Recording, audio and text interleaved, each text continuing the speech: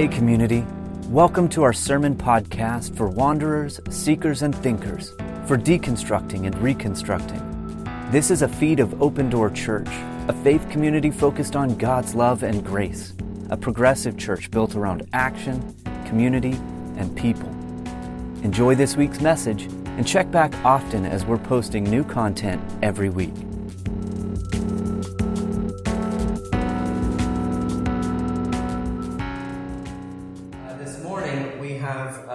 Erin and Jonathan with us that are going to share interview style from the video, and they're going to share some of their experiences and some things that they think are helpful, and so they bring wisdom and insight, and so I'm excited to have thank you both. I thought we'd start because some have seen the video and some have not. If you would just tell us a little bit about your experience with mental health, or maybe a little bit about your story and how it relates to mental health or how mental health has impacted it. Jonathan, you mind starting? Yeah, sure. My name's Jonathan, and I was part of a church called Burnett here in town. And years ago, I was in a car accident and suffered from back and neck pain for years. And I was always very optimistic and upbeat growing up. And as time went on and I didn't get better, just kind of started to beat me down. And I fell into a depression, and it took a very long time and a lot of different things to get me out. And fortunately, I'm still here. So, willing to share my story and talk about how we can help other people that are struggling like I was. That's the short of it, yeah. Please. My turn? Is it on? Okay. At the moment, I have generalized anxiety disorder. I really started to notice I was struggling after having my first child. I had what's called postpartum OCD. So it's anxiety disorder. A lot of people know about postpartum depression. Not a lot of people know about this thing that I had, which basically was I was constantly consumed with fears of my children dying or me hurting my child, just constantly. So I had that after each of my children for about a year after they were born. I was just consumed with fear that led to all sorts of struggles. And then after my third one was born, about 2 years later, I realized it wasn't going away when it normally had. And it changed into generalized anxiety disorder, and I started going to a therapist, and while working with a therapist, I realized she made me realize that I had struggled with anxiety since I was a very small child. And that all those many fears I had as a child, my problems with talking to adults, my problems with answering questions in class or making phone calls or ordering food, all these things that seemed ridiculous were actually connected to something that had gone undiagnosed and had been treated as just like Erin's weird things as a kid, and that weren't helped. So now that I know, that's where I'm at. I have generalized anxiety disorder. I'm on medication, which really helps. And so that's kind of the short of it. Thanks for sharing. Before we move to... Am I loud? Can you turn me down? I feel like I shouldn't be your mic.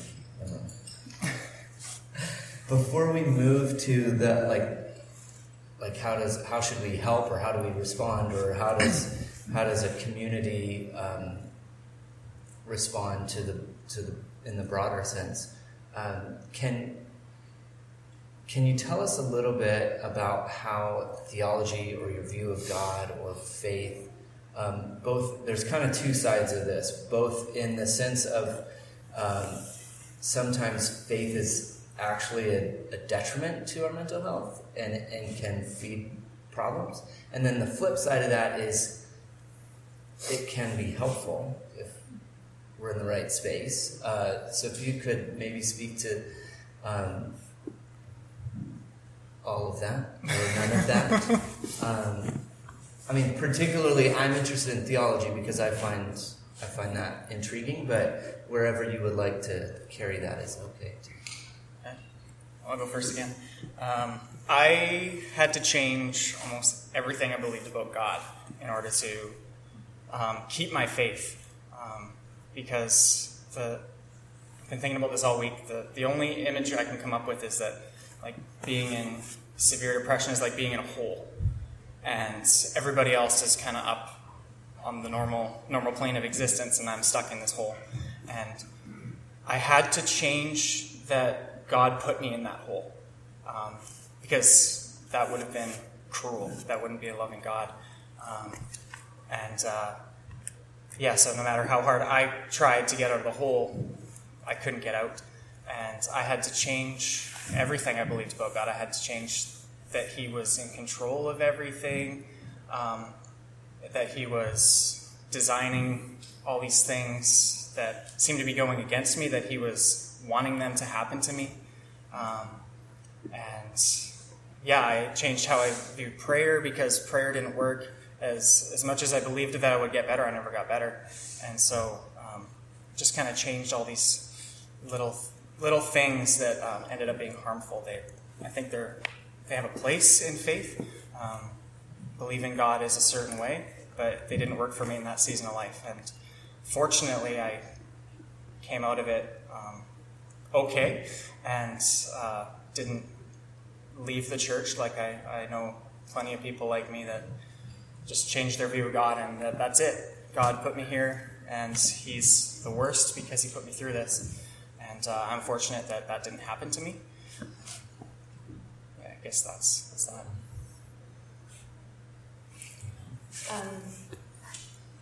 I don't think I really struggled with my view of God as much as God's view of me. Because with anxiety, it's really about fear. And so growing up in the church, you're like, you learn not to be afraid, right? Because you have faith that God will protect you or he'll be with you. And all of these verses, about encouraging verses about not fearing. And yet I was consumed with fear. So it was really more about where did my faith go? There was like a guilt there. Like, if I have all of this fear, where did it come from? And why did I lose all my faith in God and his protection and things like that? So with that fear came guilt. And with that came my inability to share with people what I was struggling with.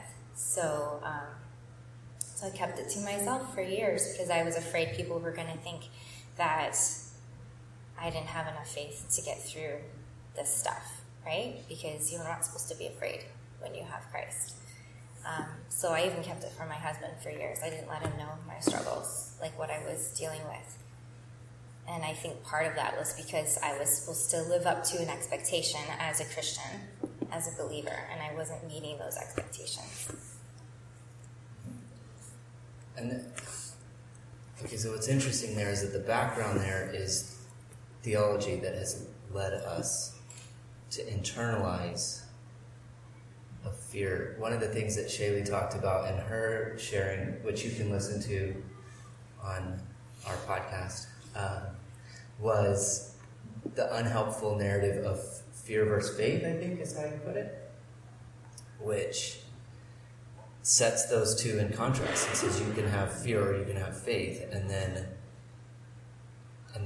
that feeds that internal. Interesting. So can you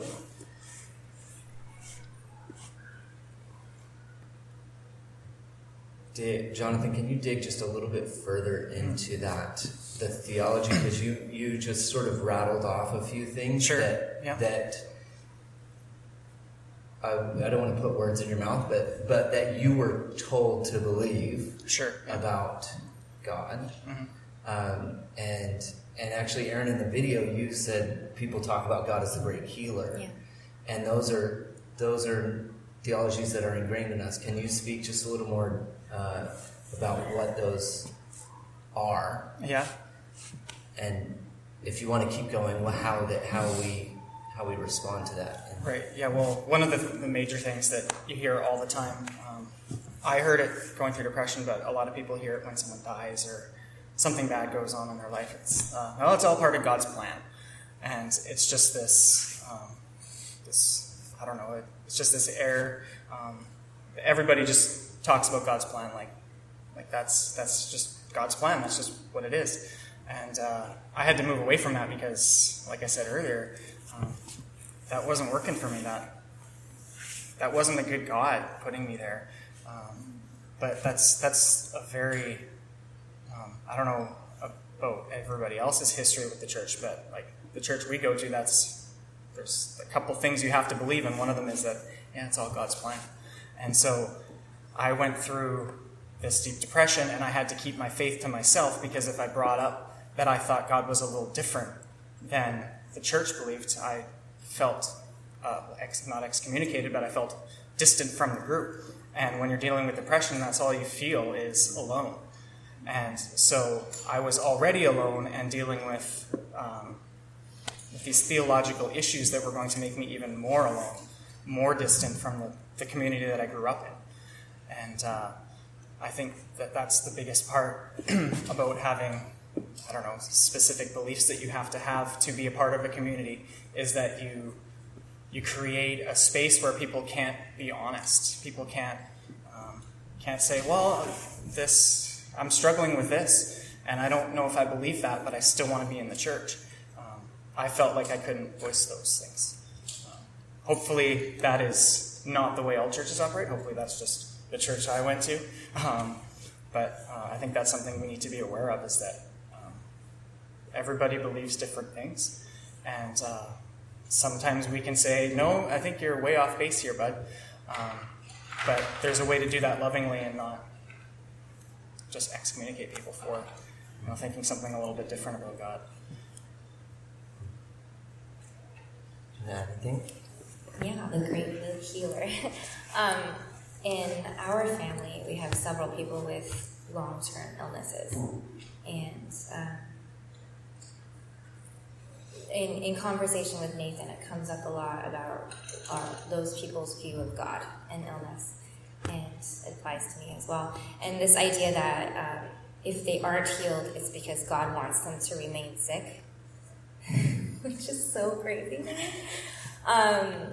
Because in their minds, they believe that God is in control fully, so if they're ill, God has caused them to be ill for a purpose and all these things. And I kind of just want to shake them and be like, no, not so much. But I think that really applies here as well, because I don't believe God gave me anxiety, right? Like, I think it's part of living in the world we're in, where sickness happens and things like that. But if I said that to family members, that maybe God isn't fully in control of your illness, that would just shatter their whole view of something they've been living in their whole, for a very long time. So yeah, you keep it to yourself a little bit. You're like, it forces you to think about our view of God, right? When you're living in illness. I don't have much more to say. Oh, that's great. Okay. That's perfect. Okay, can we dig a little bit into the back side of that? So we've got things that are not just ambivalent to our mental health, but actually harmful and lead us into sort of a darker place.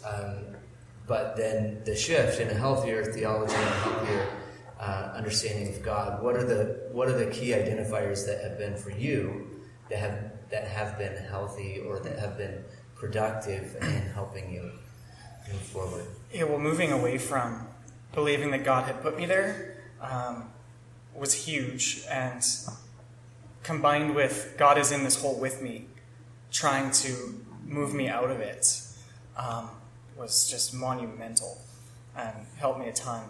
And that was a huge shift, knowing that, he didn't put me there, but he was there side by side with me, helping me out of it. It was very, very good.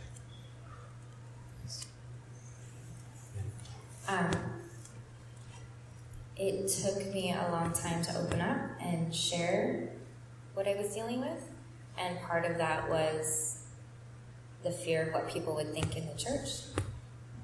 Because as a person of faith, I'm not supposed to struggle with these things. And so I think years of keeping inside made it worse, right? And so I was lucky, blessed enough to be in a church when I did come out and share what was going on, that they were supportive and they were wonderful and they were understanding, and they didn't make me feel like I shouldn't be in the position that I was in ministry or anything like that. But that, even though that was the reality, all growing up with a mom with depression and seeing how the church treated her and things like that, all of those things were internalized. And so even though I was in a good place when I did share, those memories kept me from sharing. So even though I had a good experience with the church when I shared, I've observed people my whole life who didn't, right? And so, keeping that in was one of the worst decisions, I think, instead of just sharing.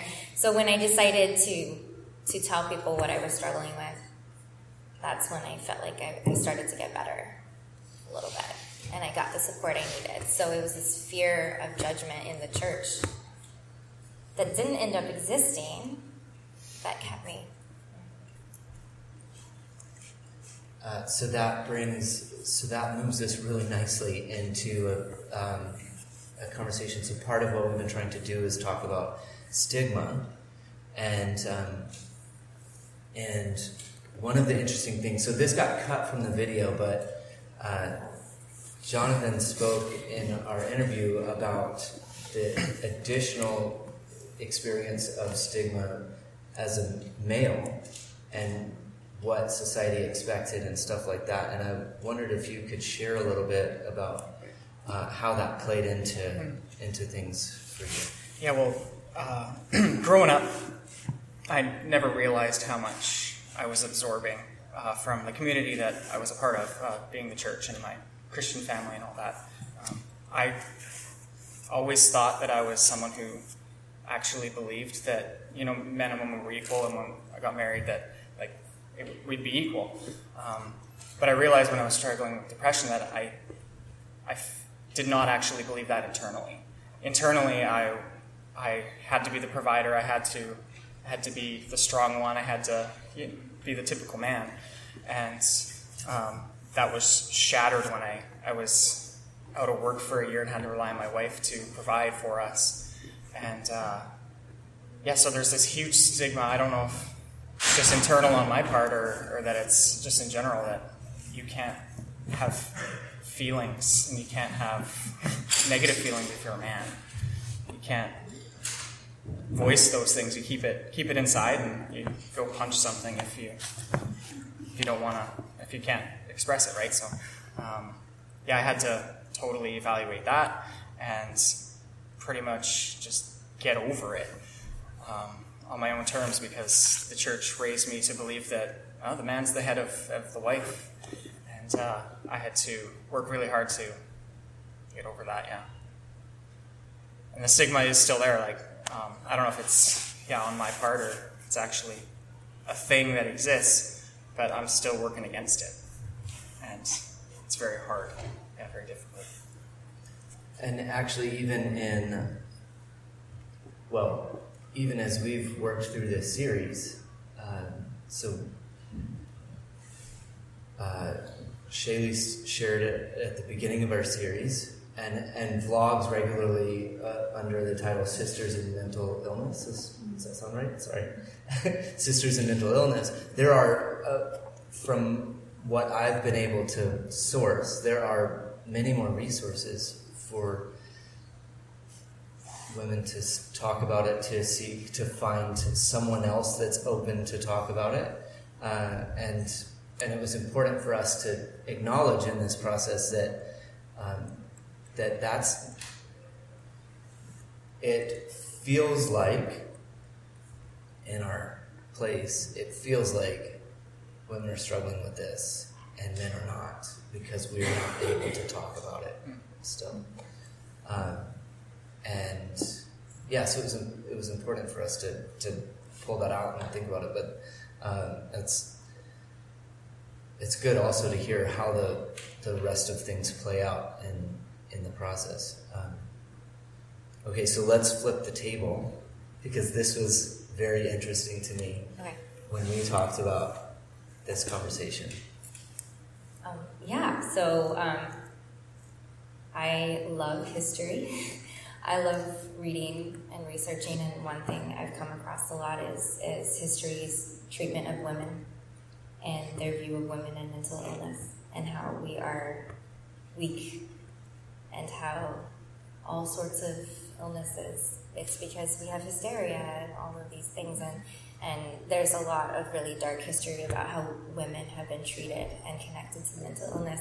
And so I find myself thinking about that a lot, especially when a lot of self-care for me is maybe going and having a nap, or being in our room quiet by myself. And I have 3 kids, so that means I depend on Nathan a lot to step up and help me. And that thought enters my mind that I'm living up to this historical expectation of a woman, that she is weak, that she needs help, that a man has to step in and help do the things she should be doing, right? Which are kind of not healthy thoughts, right? But I'm reminded that, there's little thoughts in the back of my mind that I'm living up to these expectations that the patriarchy has set up for me. I don't know. So, and I know it's false, but I still think about it every once in a while.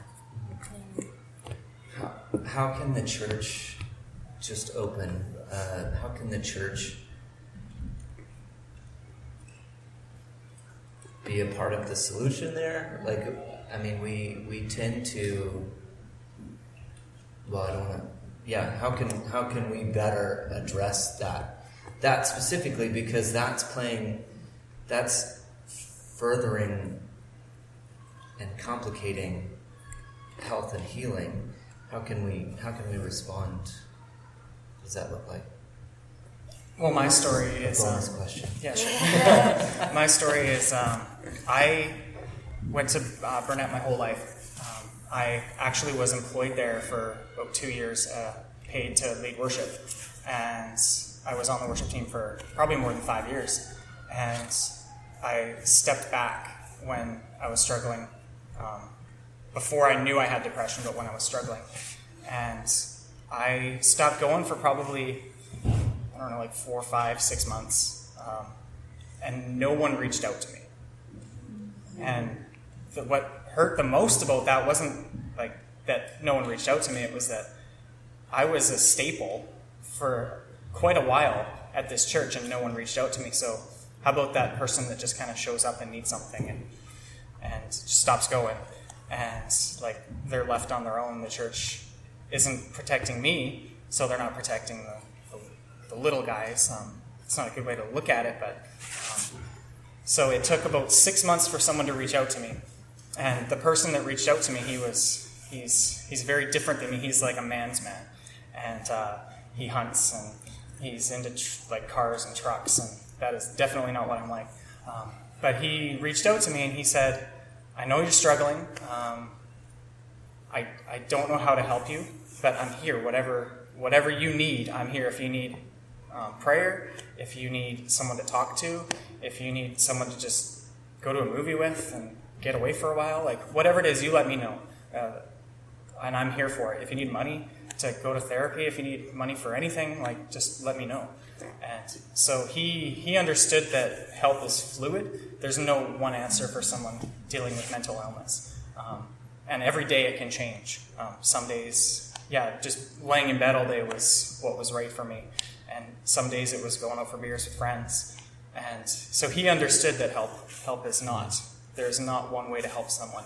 And he committed himself to pray for me for, I guess it was about 3 months he prayed for me. Every morning he got up and had his prayer time, and he would send me a text with a prayer. Say, "Hey God, help John and I have a good day. Help John with what he's struggling with," or whatever. He'd send me a verse. And at the time I was in a dark place, and I was like, this is all bull crap. But it was cool to know that he was doing it for me. So I think that's what we need to be, is we need to be like my friend Will, who just says, "I'm here. I don't know how to help you, but whatever you need, I'm here. And I think it's a pretty big sacrifice. I don't know that I would like to do that myself, but yeah, that's what we need to be. Is we need to just be open to being an ear, being a shoulder to cry on, being whatever that person needs, and maybe sharing our input if they're open to it, if they're open to receiving advice. I know there was plenty of days where I did not want to hear what people had to say. If they wanted to tell me to go to therapy or whatever their view was, I didn't want to hear it. So this is a really delicate line that we have to balance to help anyone that's struggling. But we have to be willing to, at least reach down into the hole. We don't have to jump down, but we have to say, hey, we're up here. If you need me to lift you up, I'm here. What's the church do? Can you repeat the question? Yeah, I was just thinking, how can we better respond, either on the stigma side of things, but also how can we be better prepared to help or yeah.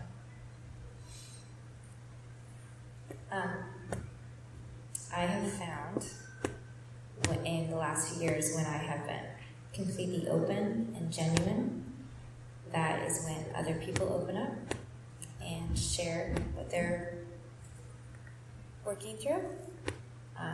So the more I have shared what I'm working through, the more I see people free to do the same.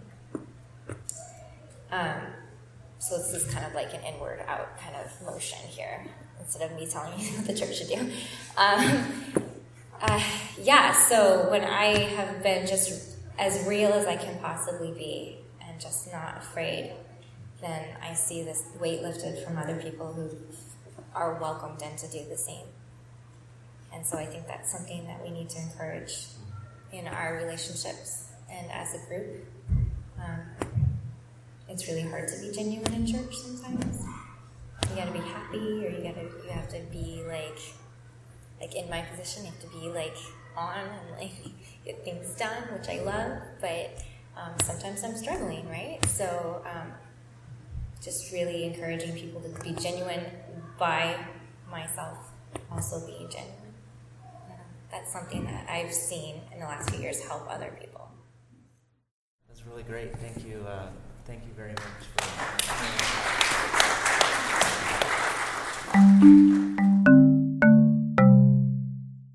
Thanks for listening to this sermon podcast from Open Door Church. Our intro and outro music was created by Lee Rosevear and is used under a Creative Commons by attribution license. Have a great week. Ask the hard questions and explore God's love. Everyone is always welcome to join the journey with us at Open Door. Learn more at opendoorfamily.ca. That's opendoorfamily.ca.